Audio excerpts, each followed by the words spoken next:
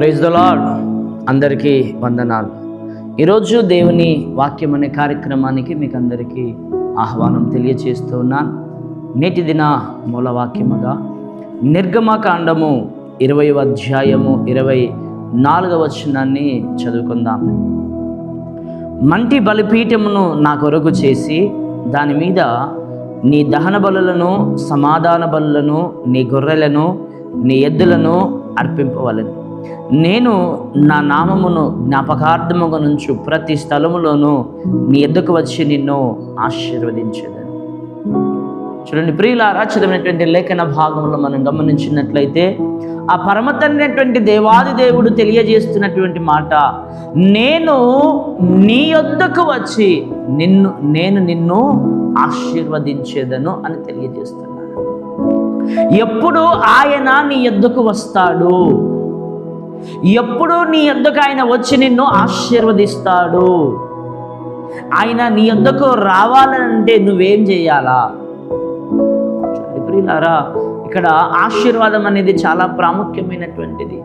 ఈరోజు ఆశీర్వాదం అనేది చాలా కుటుంబాల్లో ఆధ్యాత్మికమైనటువంటి ఆశీర్వాదాలు కానీ, ఇక్కడ భూలోకంలో మనం బ్రతుకుతున్నాము గనక మన అవసరతలు తీరుట కొరకు ఆశీర్వాదాలు కానీ చాలా ప్రాముఖ్యమైనటువంటివి.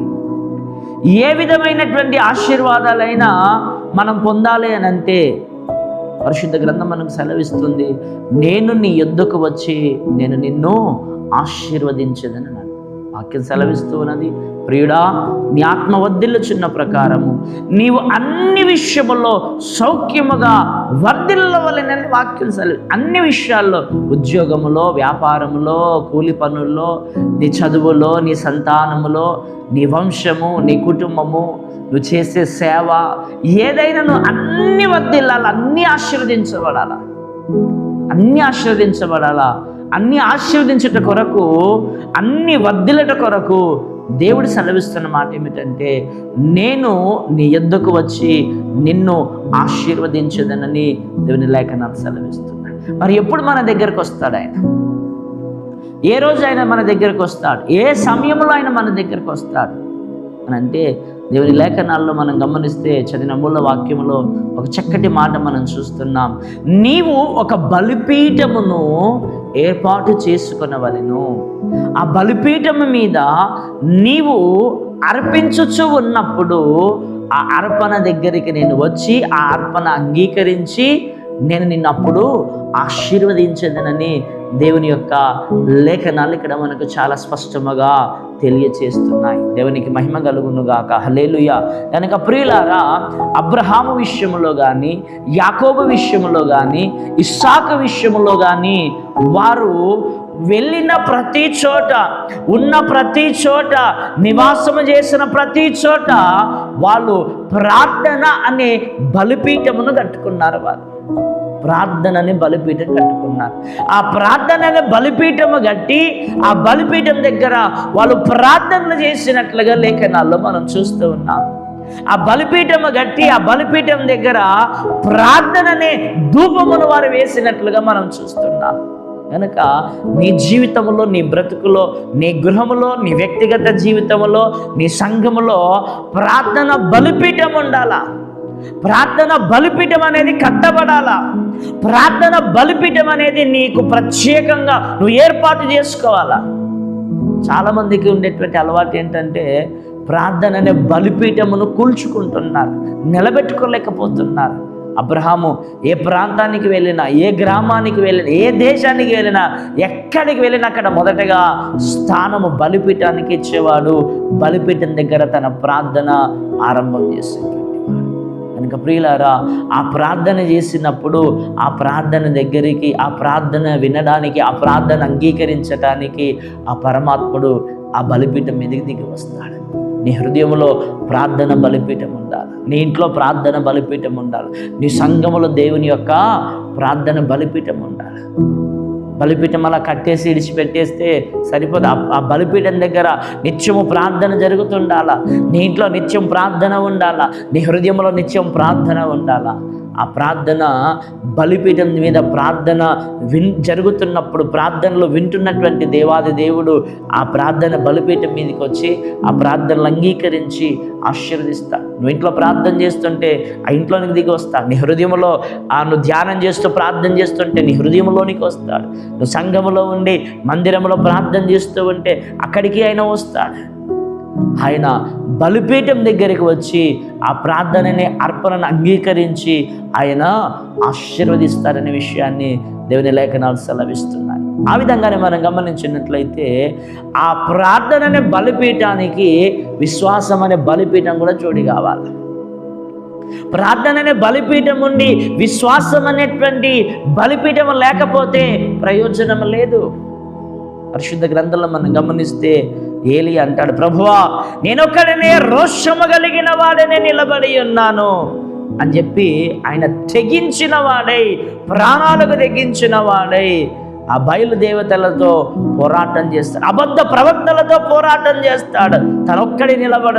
ఒక్కడే నిలబడి ఇదిగో ఇక్కడ ఎద్దు పెట్టండి, ఆ పచ్చి మాంసం పెట్టేసేయండి, ఆ పచ్చి మాంసం మీద నీళ్లు పోయండి, ఆ బలిపీఠం మీద నీళ్లు పోయండి, పైనుంచి అగ్ని దిగి వస్తుంది, పైనుంచి అగ్ని దిగి వచ్చి దాన్ని దహించి వేస్తుంది అని చెప్పి విశ్వాసపు బలిపీఠమును అక్కడ కడుతూ ఉన్నారు ఆయన. ఎంత గొప్ప విశ్వాసం చూడండి ఏలియాది. ఆ ప్రార్థన అనేది ఒకటే ఉంటే సరిపోదు, విశ్వాసం కూడా ఉండాలి. దేవుడు దిగి వస్తాడు, ఆ పచ్చి మాంసమును, ఆ నీళ్లను, ఆ పచ్చి కట్టెలను, ఆ బలిపీఠమును దహించి వేస్తాడు, అగ్ని జ్వాలలతో ఆయన దిగి వస్తాడనేటువంటి దృఢ విశ్వాసము కలిగినటువంటి వాడై ఉన్నాడు ఏలియా. ప్రార్థన అనేటువంటి బలిపీఠం ఒక్కటి ఉంటే సరిపోదు, దానికి విశ్వాసం అనే బలిపీఠం కూడా ఉండాలి.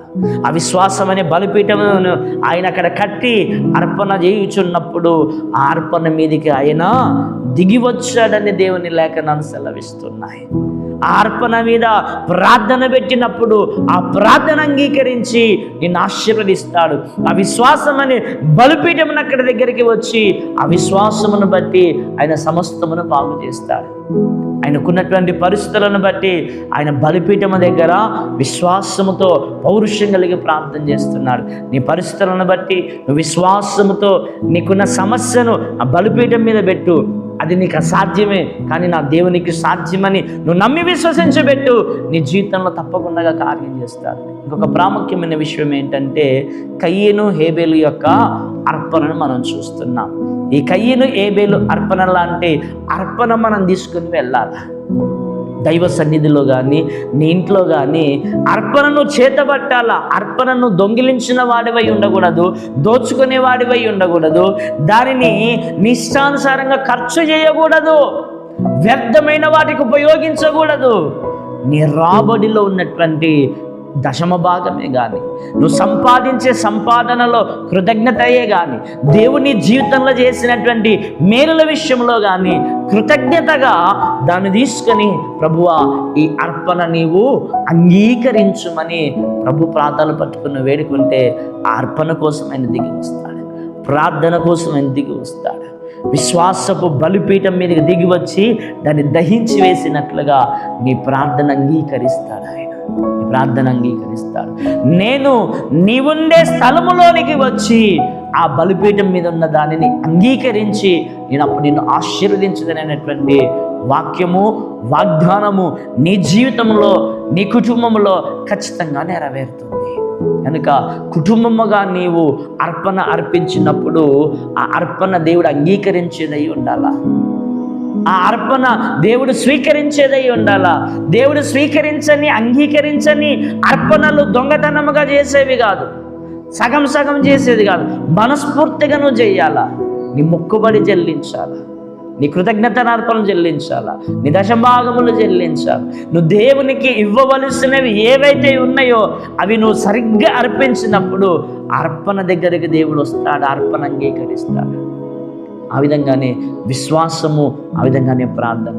ఈ బలిపీఠములు 3 నీ జీవితంలో ఉండినప్పుడు ఆ బలిపీఠముల యొక్క ఆశీర్వాదము నువ్వు సమృద్ధిగా అనుగ్రహిస్తావు, సమృద్ధిగా పొందుకుంటావు. ఇక్కడ లేఖనంలో అదే మాటను మనం చూస్తున్నాం. అదే విషయాన్ని మనం చూస్తున్నాం. నేను నా నామమున జ్ఞాపకార్థముగా నుంచు ప్రతి స్థలములోనూ నీ యొద్దకు వచ్చి నిన్ను ఆశీర్వదించు. ఆయన నామము పేరట ఆయనను మనము ఎన్నుకున్నాం, ఆయన నమ్ముకున్నాం, ఆయనను అంగీకరించుకున్నాం, ఆయన కొరకు జీవించడానికి మనల్ని ప్రత్యేకించుకున్నాం. ప్రత్యేకించబడినటువంటి వారమైన మనము ఆయన సన్నిధిలో మోకాలు వంచి, నీ గృహములో కానీ నీ సంఘములో కానీ మోకాలు వంచి నీ జీవితంలో ప్రత్యేకమైనటువంటి ప్రార్థన జీవితాన్ని, విశ్వాస జీవితాన్ని, అర్పణను అర్పించే విధముగా నువ్వు ఉన్నట్లయితే ఈ మూడిటిని అంగీకరించడానికి వచ్చిన దేవుడు నిన్ను ఖచ్చితంగా దీవిస్తాడు. కనుక ఈ మూడు నీ జీవితంలో తక్కువ కాకూడదు. ప్రార్థన నిర్లక్ష్యం చేయకము, విశ్వాసమును విడిచిపెట్టకము, అర్పణల విషయంలో నీవు దేవునికి దూరం కాకము. ఎంత కష్టమైనా ఎంత నష్టమైనా ప్రార్థన చెయ్యి, విశ్వాసం కలుగు, అర్పణలు అర్పించు. వీటిని అంగీకరించే దేవుడు ఖచ్చితంగా నిన్ను ఆశీర్వదిస్తాడు. కనుక ఈరోజు వరకు ప్రార్థన నిర్లక్ష్యం చేసి ప్రార్థన బలిపీఠమును కూలగొట్టుకున్నావేమో, పాడు చేసుకున్నావేమో, విశ్వాసం అనే బలిపీఠం కూలిపోయిందేమో. ఆ విధంగా అర్పణల విషయంలో నువ్వు నిన్ను నీవే మోసం చేసుకుంటూ దొంగిలించిన వాడవై ఆ బలిపీఠం కూడా కూలిపోయిందేమో. కట్టుకో, ఈరోజు దేవుడు నీతో మాట్లాడుతున్నాడు. కట్టుకో, బలిపీఠమును కట్టుకో. ఆ బలిపీఠమును కట్టుకొని అర్పణలు, విశ్వాసము, ప్రార్థన, ఆ మూడింటిని ఆ బలిపీఠం మీద నువ్వు అర్పించు. దేవుడు ఖచ్చితంగా అర్పణ అంగీకరిస్తాడు. నిన్ను, నీ కుటుంబాన్ని, నీ జీవితాన్ని, భవిష్యత్తుని, పిల్లలను ఆశీర్వదిస్తాడు. అటు కృపా త్రియక దేవుడు మనకు అనుగ్రహించును గాక. ఆమేన్. చిన్న మాట ప్రార్థన చేసుకుందాం. పరిశుద్ధుడా, నీకు వందనాలు నాయన. నాలో ప్రార్థన బలిపీఠం కూలిపోయిందయ్యా, విశ్వాసం బలిపీఠం కూలిపోయిందయ్యా, అర్పణ బలిపీఠం కూలిపోయిందయ్యా.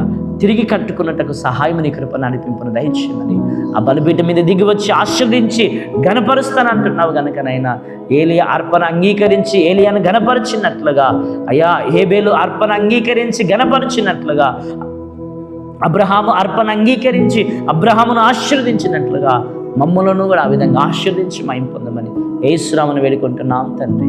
ఆమేన్. అందరికీ వందనాలు.